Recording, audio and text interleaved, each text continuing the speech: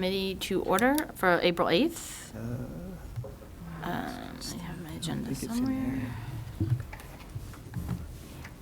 All right, we can jump right Usually in. end up going to the town website for, I don't have anyone in the room, and nor do I have anyone online. All right, so we can move right to the March 18th meeting minutes. Anyone like to make a motion? Zoom link here either. I guess so moved. Second. What are we moving? The minutes? Minutes. Oh, okay, sorry. I was looking for the agenda. Any comments or questions on the minutes? Ms. Monaco? Aye. Ms. Wojcik? Yes. Mr. Brooks? Aye. Dr. Conti? Yes. Ms. Kasha? Yes. Mr. Cuna? Yes.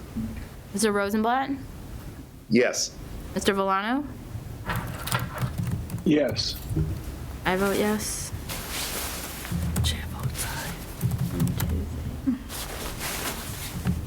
900.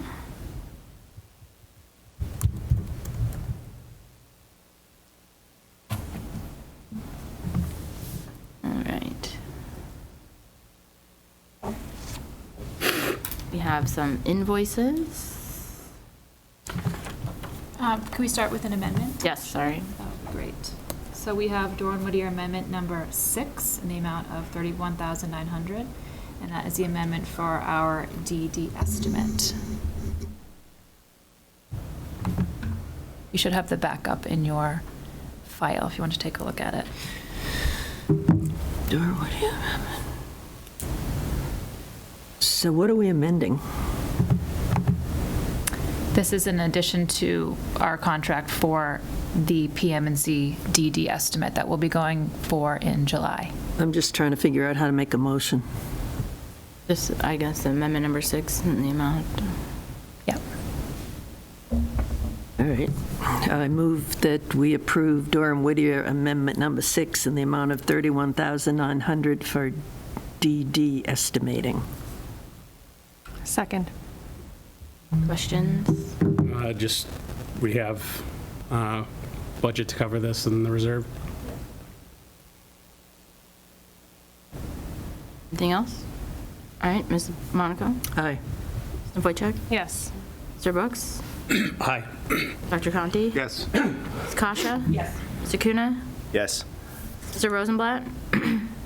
Yes. Mr. Villano? Yes. I vote yes, 900.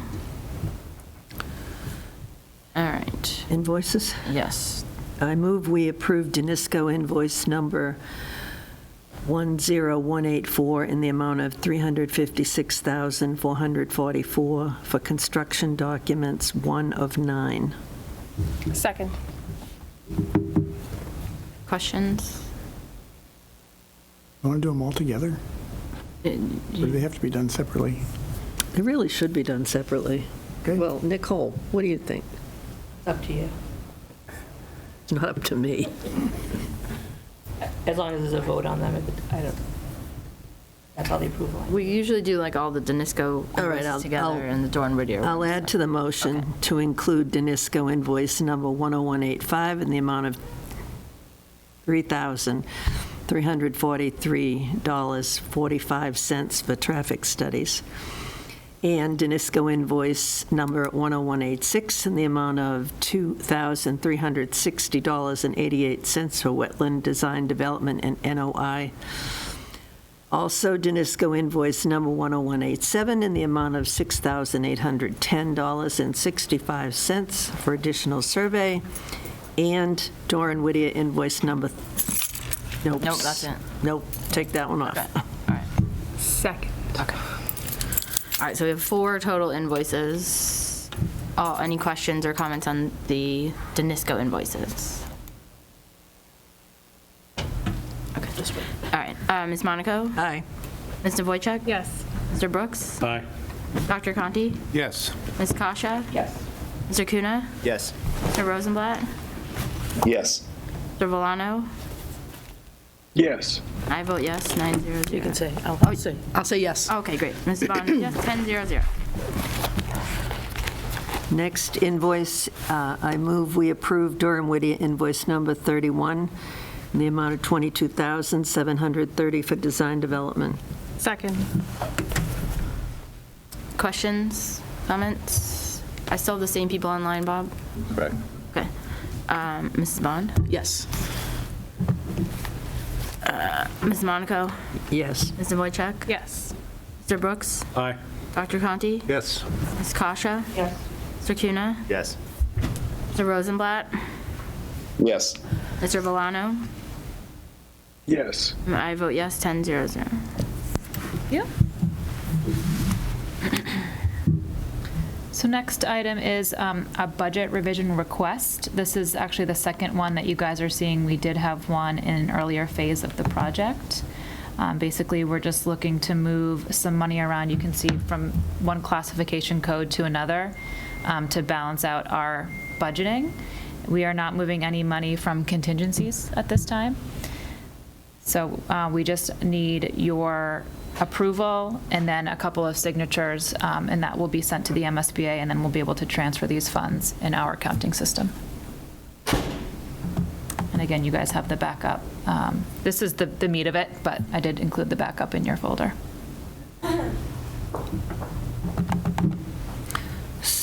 Is there a motion to be made? I guess just the top line, the budget revision request number 2. Make the motion to approve budget revision request for Durham Whittier, budget revision number 2, as presented. Second.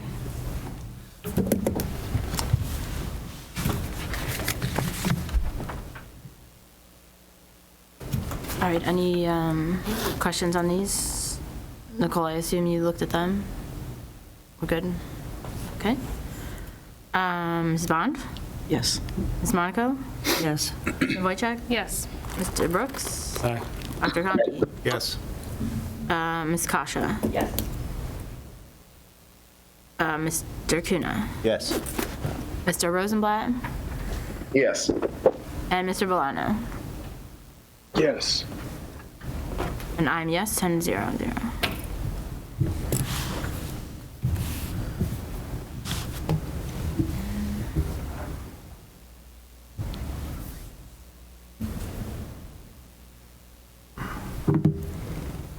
Great, Thank you. Yep. Great. We just wanted to provide an update as to where we are in the whole process of design. We are now we've completed the first month of a 9-month construction documents phase, and our concentration really has been to refine the design, look at the details, and what we're going to share with you tonight is really our concept for some of the interior graphics that we're developing. We're working with David, and we'll be working with some of his staff, as well as Wendy and Sean from the Science Center. So we're really excited to share some of these initial thoughts. This is just a schedule as to where we are. Again, we are about 8 months away from wrapping up the construction documents and going out to bid, which is a huge milestone. So What was the meeting we had today called? that is, we had an update meeting, a design status meeting with the MSBA today. Basically, at the end of design development, they want to see where we are compared to where we were at the end of schematic design, which is when the budget was established. So that was just a check-in meeting and kind of a, here's your next group of folks that you'll be working with on the MSBA staff.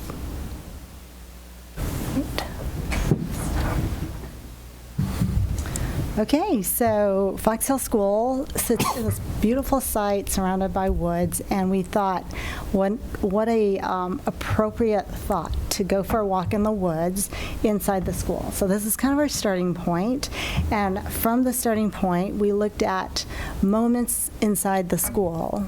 If you can go next to the floor plan, where we could actually celebrate the woods and really go for a walk, right? So as children experience the school on a day-to-day basis, we hope that they will be inspired by the graphics and the ability to post graphics and artwork and what have you on an ongoing basis to inspire and teach these kids. So these are 4 kind of nodes or moments, we like to call them moments, associated with points of circulation, because we know the kids will be walking through and experiencing the school always in these areas, as well as visitors and teachers and support staff. So starting with Stair A, which is the nice green square there, we want to celebrate nature in all the ways we learn, right? So the first experience might be for the kids getting dropped off on the bus. So they're going to be exploring. So our theme, we'll kind of get into the details in a second. That stair will have some nice graphics and talk about exploring the region. Right, so we kind of start out big. Then as you head into the school, the center stair, which we're calling Stair B, is the search area. And we're going to have a really nice wall there where kids could actually search and look for things along that wall. Then we go to Stair C, which is really a corridor, right? So when you walk into the front door, you're going to see a corridor in front of you that leads to the outdoor classroom. We're calling that the Discover Corridor. That leads to the outdoor classroom and to the wetlands beyond. So we thought, what a great way to kind of pull in some of the elements from the wetland and vernal pool. Also, we'll have some displays in there, that display cases that can have changing displays, and maybe Wendy and Sean from the Science Center can bring stuff in. It could be something that the art teacher brings in, depending on what the theme of the week or the month might be, or just classes. Maybe the classes each get a week of the display. So there are many ways we can use displays as we develop them in the school. And then finally, the last node or moment is the Play, Read, and Create node, which is the music and gym lobby. So we really wanted to kind of pull in the music aspect, but also see how we could fold it into nature. So next, so the Explore, we're going to look at that first. The next slide. Go to the next slide. So when kids enter the school after they've been dropped off on the bus, they'll enter really a stairwell, but it's a slightly larger stairwell than what you think of as an exit stair, right? We want this to be a happy place when kids come in. It's bright, they can still see the outdoors, and as they start to go upstairs, the older kids will go to their classrooms as they go up the stairs. The younger ones will head down to the corridor on the right, and then as they turn and look at the wall in front of them, they'll see a really, go to the next slide, please. I need a little clicker. No, it's okay. So this is kind of the first experience for the kids getting off the bus, right? So we start with kind of the region. What is New England? What are some of the recognizable aspects of New England? And again, we're just kind of starting to brainstorm and talk to different folks to see what might be great to put on this. So there's an opportunity for David to, kind of fold the kids in, or staff, but we thought it'd be great to kind of start with a larger aspect of where they live. So next. And then as we walk down the corridor along the academic wing, we'll hit the search stair, which has kind of an opening so you could see both the upstairs and downstairs. Really big wall on the left. So as the kids are walking up that stair, we envision that to kind of have either a foresty view, maybe the brook, maybe some hills. So we're, again, working to look at all of the different creatures that are in and around this area, and it might be not really a Where's Waldo, but, maybe Where's the Fox, right? And the fox may end up starting from the very beginning, from one end of the school and head to the other. But we thought this would be a fun, it's kind of passive, right? We're not going to be able to replace graphics frequently, but we also wanted to provide a graphic that doesn't get boring over time. And we want graphics that appeal to not only the young kids, but also to the older kids. Vivian, where am I standing to like, is my back to the office or the front door? Yes. What's this wall? So this wall, actually, there's glass right next to it. Let's see. Does that help? Is it this here? No, actually, you zoom. It's Can just you the edge zoom of in? the red there. It's right, this one right yeah, here. the edge of the red. So when you're in the lobby and you look to the left, are right here. you'll see glass. So you'll see the stair through the glass. Okay. But then actually, it's the portal. So there's like a wood portal that you walk through to get to the academic wing. Okay. There's doors that kind of close off the I academic see. wing after hours. So on a day-to-day basis, those doors will be open. Okay. But when school is closed and you have community activities, those doors will shut and be lockable. So what you're seeing is kind of the side of the portal.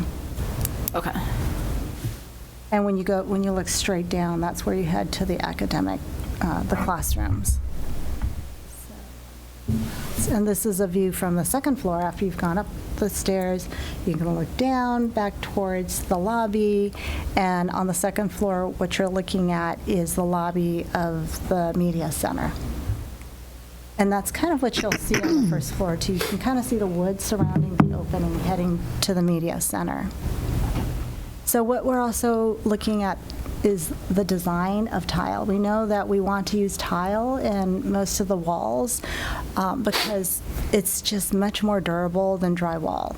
Kids with backpacks, kids who stand there, put their feet on the wall, the tile will hold up so much better. So we're looking at tile patterns that are not super busy but relate from one area of the school to the other.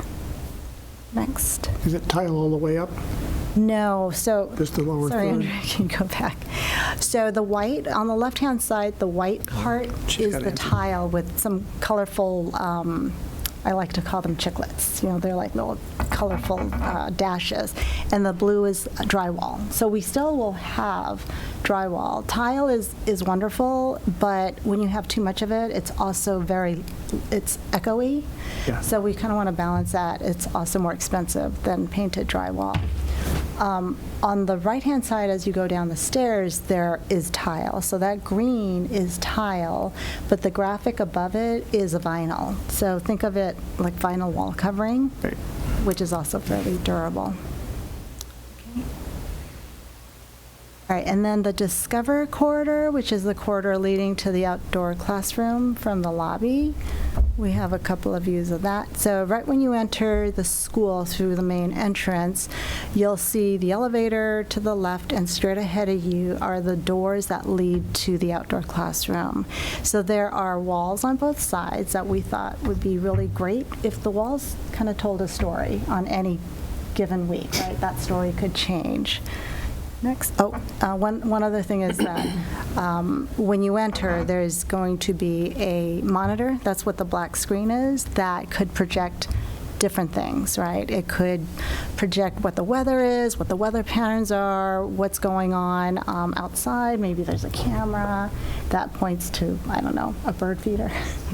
There are many things you can do with a screen like that with software. And then to the right is what we call a word salad. So what we wanted to do was kind of celebrate all of the languages spoken in the community. So we're working with David and Kristen and their staff to kind of determine what that mix of languages are. So that is welcome in about 73 different languages. Just a placeholder. It's something that we did at another school. All right, now you can move on to the next slide. And this is the view back. Sorry, can I ask a question, please? Can you go back just one? Is that, on the left side, is that tile, the light blue with the little, Yes. okay. Yes, so we thought we'd play with kind of positive, negative, a similar pattern, different colors, different areas, because we want to use color as a wayfinding element, or at least for kids to kind of recognize, oh, I'm in the yellow zone, or I'm in the green zone. So that's a more neutral zone, the elevator. Okay, thank you. All right, and this is a view back towards the lobby from that corridor. So you'll see that we'll have a graphic of some sort along the right-hand side wall, and we're integrating built-in display cases And some may be open, some may be closed, if we want to keep things like paper to a minimum, because you're kind of limited to what you can hang on the walls that's flammable. So we're trying to balance that, but also just to activate that corridor, so it's not just a boring corridor as the kids walk down towards the classroom. Can I ask one other? I think we have David on the phone, but I know when we toured, a lot of these were empty. Like, we'll use them, right? Like, that's my question. Well, go ahead, David. Yes, yeah, absolutely. In our last call, we were talking with Sean and Wendy about different things from the Science Center that they could put in there, different displays, things from classrooms. We have a lot of different ideas, yes. Okay, great. Yep. Totally valid point. Okay, no. It would be very sad if there wasn't. All right, next. And then we'll go to the last set of stairs, which is over by the music. It's what we're calling the music and gym lobby. So here you'll see the music rooms are kind of highlighted with the yellow wall, but there is a good amount of wall above that and then to the left. So that's a great opportunity to, again, kind of talk about, you know, be creative with it. Maybe we have little notes that relate to the gym, like yay team, or things that might relate to music. Maybe we have birds tweeting, what have you. So again, just there's so many different things we can do with this. So just the starting point, we're really excited to share and continue sharing as we develop these with David. And here's the other wall. So again, we will have also a monitor, because the space is large enough that we can actually, the teachers can bring a small group of kids in. They might want to do something with science. Maybe Wendy and Sean do a little talk here, because this also connects directly upstairs to the outdoor classroom that's on the roof. So it's a really great opportunity to kind of make these connections. Martha has a question. I was in another meeting where we talked a lot about this space, and it occurs to me, how are the acoustics going to be for, teachers bringing their kids in this big, open, vast space? How is that going to work? It's not going to be a super quiet space. We can add acoustic panels. We'll have acoustic treatment on the ceilings, but it's not a quiet classroom space. It's just, and I think a question had been asked as to how loud will the gym be. There's, definitely insulation between walls. As long as the doors are closed, it's not going to be, you're not going to feel like you're in the same space. You might hear, basketballs bouncing and what have you, but it's not meant for a quiet discussion. Right, but I'm just concerned functionally. Is it realistic that teachers are going to bring groups of kids and try to have a lesson, because it's going to all be echoey and it will interrupt the music classes because they're too loud, or I don't know. Yeah, all valid points. And again, we'll work with David. I don't know, David, if you have anything to add to that. Martha, we have an acoustical consultant. We'll study it with her and make sure that with the reverb and stuff isn't so that you can't actually hear people. Was that through the town? Mm-hmm. That was somebody who joined the WebEx meeting and then hijacked it. Yep. You punt on the meeting? Yep. We've lost connectivity, leave it that way. Recently, too. Yeah, it did. It happened recently. It happened recently to conservation. Yeah, conservation happened like 2 weeks ago. Really? Yeah. Just leave it off. It's happening a lot. Well, is there a way to get David or Dennis on the phone to rejoin? We're not required to have this according to our statement at the beginning. I'm fine finishing. I'll let them know. Okay. Call it just David. All are voting. Yeah. Dennis? I guess we should expect that at the next meeting, too. We saw a lot of this, I don't know if you guys did, as a town during COVID, when everybody was remote and before really policies were set and meetings were open, and there wasn't really a method to kind of lock down. And as far as I know, all your meetings have passwords and everything, so I think you're doing the right thing. I think what we learned is, and if you have other lessons learned, we'd be happy to hear them, but technically the meeting's still open. I don't know if we post to at least, conclude the meeting and close it. I don't know if that's ever been a problem in town hall or, the open meeting law police. Nobody's coming to, fine or arrest or like sanction you or anything like that. So the votes we had were held enclosed. I don't think there was no other decisions or votes to be held other than to formally close the meeting, so. Yeah, we just Fine had some more finishing this. images We have to a share. quorum to do it, though? Yeah, there's only 2 people online. Can you let Dennis? No, I don't have Dennis, so. Some Dave. All right, finish your Meeting presentation, Vivian. without video? Can you present her without the Never WebEx? mind.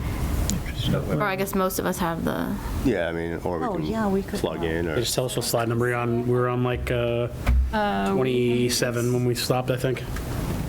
Or 28, the mosaic wall. You were on 25 on the slide 25, number on the yeah. bottom So right. this Oh, is sorry, I got wrong one. Yeah, yeah. Does everybody have access? Okay. So Could you send, where's the yeah, we packet? can definitely, we I can don't, plug It's in. in the meeting link, Martha, in the, like, in the, which, is it meeting number 29? okay, Bob's gonna get it up. 40, I don't see. Number 40.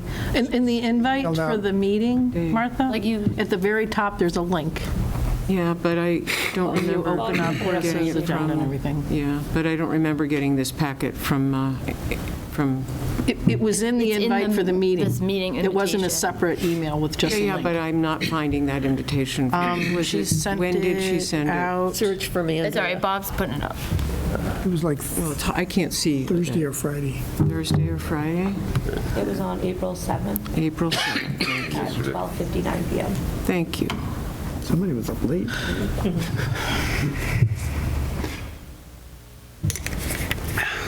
Seven.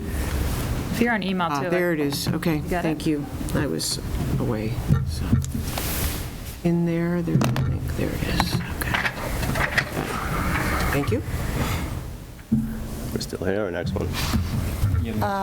next one, I think we're just kind of wrapping up this discussion, so we'll work with that. We'll definitely have our acoustic consultant look at this and help us with that. See how much absorption we need and less tile, maybe. It's not uncommon to have acoustic treatments on the walls in those types of spaces, but Yep, Yeah, we can add. yep, definitely.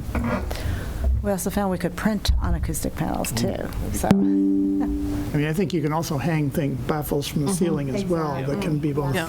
Yeah, visual they're- and acoustic. There are many different ways we can, You might even be able to incorporate some of the music and gymnasium stuff on something that you hang. Might make it more interesting space. I think there's some company in Massachusetts that does that. we'll look Out at. on Chronicle. On Chronicle. All right, why don't we get to the next slide? So, in a- Can I ask a question before we move off of the nature walk discussion? Is that all right, Madam Chair? So I like the idea of the nature walk, and I think you've got, the interactive pieces and stuff, and all that's good. I just want to introduce a Burlington-focused possibility that you could do. If you want, I kind of like the idea of situating ourselves in the region, New England. I think that's nice. It fits in with social studies and geography stuff. But I also think that that you mentioned Mill Pond twice and Sawmill Brook here, and those are the most local conservation areas. But Burlington also has a 250-acre forest called the Landlocked Forest, and I think it'd be great to have that included in one of these. And there's a wetlands there, there's uplands, there's pine forest, there's all kinds of, there's a little bit of indigenous history there. So there's a lot of rich resources that I'd love to have one of these sections or parts of these sections include information about the landlocked forest. And I'd be happy to either share resources with whoever's putting these together or give you the right. And unfortunately, right now, the website is broken. We're working on it. We were trying to switch it, and it got broken. So I'd love to have that, and I hope the committee would be in favor of including that. And Lac Forest, kind of on the other side of Route 3, I think. And the other one related to that is Mary Cummings Park, which is actually quite a bit more accessible. Okay. But the landlocked forest is accessible to everybody in Burlington. It's just not as well-known. If you drive over to Bedford. You can't get to I it agree, from I agree. I'm not trying to Include Bedford, too. When did you last walk to Mary Cummings Park? If you're in your car, it is farther. It's the other side of Burlington, and so I think it's important to share that with people. Yeah. Great, thank you. Okay, so moving along, we also, in addition to these really great wall graphics, we have many opportunities for tack surfaces for the art teacher.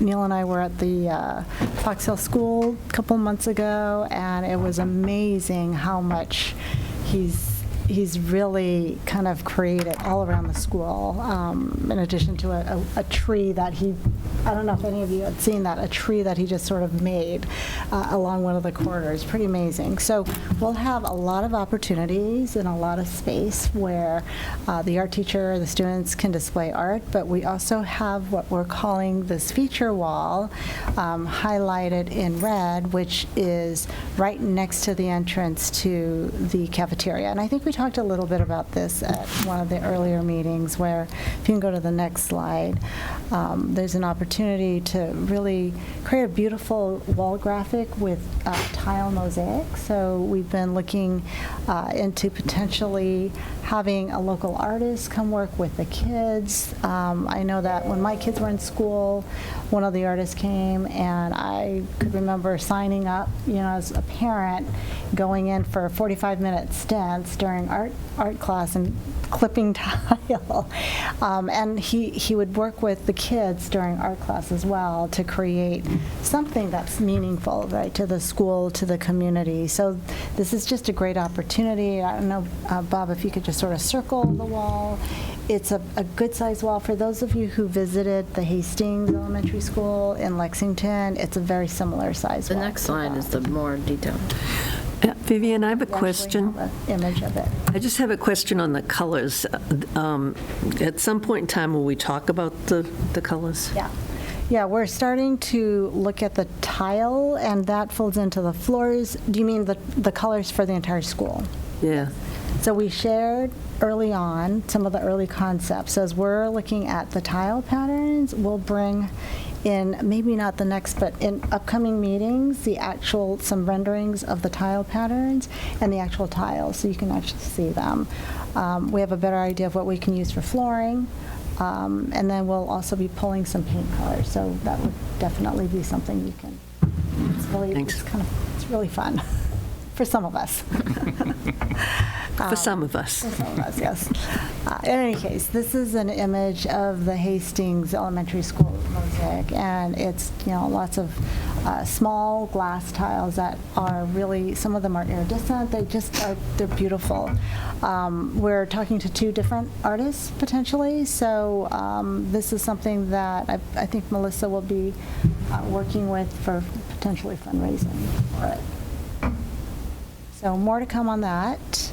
And then next, we just want to share just some updated images of the other spaces. This is the cafetorium, an image of the platform area. You'll see as you look out, that's what we call a storefront, a glass wall that basically connects folks in here with the corridor, and when you're out in the corridor, you can see very well the natural daylight coming in from the opposite wall, which is on the next slide.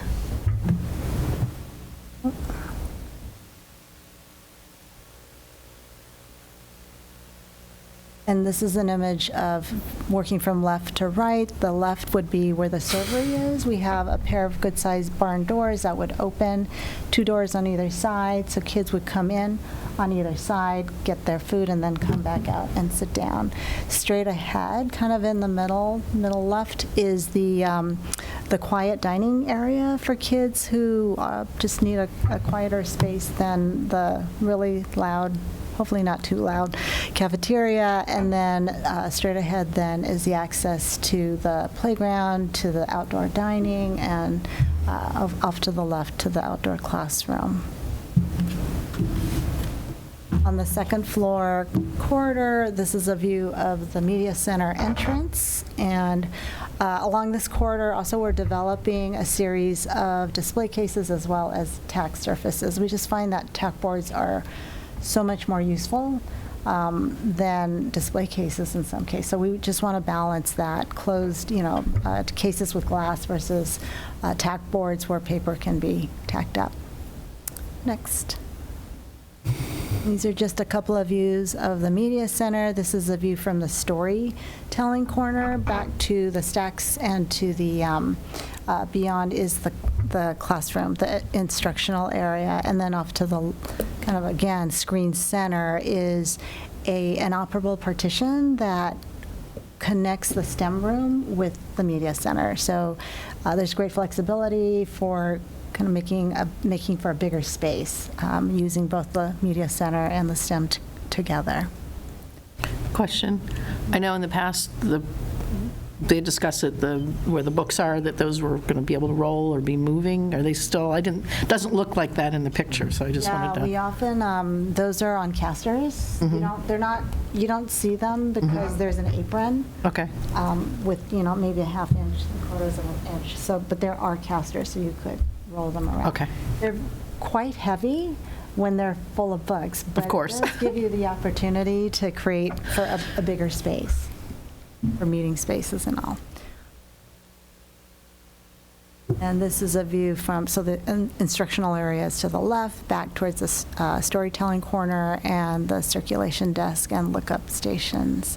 So a lot of natural daylight, again, with a lot of glass in the corridor, so we're trying to bring in as much daylight as possible to some of these interior spaces. Next. And then this is a image of the kindergarten project area. Lots of wall space, again, opportunities for smaller groups to come out, and whether it's for small group instruction or move all the tables, we're doing indoor recess. It's a good amount of space, and this is just half of the larger area. There's another project area that we're standing in, and so as a combined space, it's quite large. Next. Within these project areas, we'll have marker boards, storage. This is a typical project area for the upper grades, where we have storage above the lockers for teacher. We're going to have charging carts for the devices, and those are the gray boxes on the right-hand side. Where we can, we're looking at views down to openings that provide daylight. So this is looking down towards, I think, the stairs that would then have some nice openings of glass that would bring in the daylight. Next. Typical classroom. Again, sliding marker boards with storage behind, 2 sinks. With a teaching wall to the left. So there are many different ways that teachers can use the space, because we have the different whiteboard areas, and then we'll have some smaller spaces for smaller groups as well. Next. And that is pretty much it. And I cannot read that so well, so I'm going to look at it here. So we are looking at, again, wrapping up the construction documents at the end of November, going out to bid. Construction, we think, could start as early as a little less than a year from now. So that's it's crazy how quickly a year can go by. We anticipate construction to go for about 2 years, and once the building's complete and the kids move in is when we can then demolish the old Fox Hill and complete the parking lot and the fields. We just submitted to the planning board for the site plan approval review last week. Conservation's notice of intent is going in this week. And then our 60% construction document set is going into the MSBA in July. We'll have a cost estimate set in June prior to that, so just as a check. Upcoming meetings, actually, we just had the MSBA design status meeting. Our first hearing with Conservation is April 24th, and then our first hearing with Planning Board is May 15th. So that is pretty much where we are.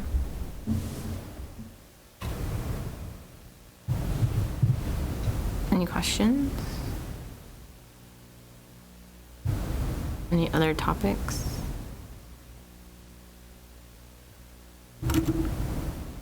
Are you here for the Fox Hill Building Committee meeting? No. Okay. So we don't have any public comments. Anything else? Motion to adjourn? Second. All those in favor? Aye. I vote aye. Meeting adjourned. Thank you.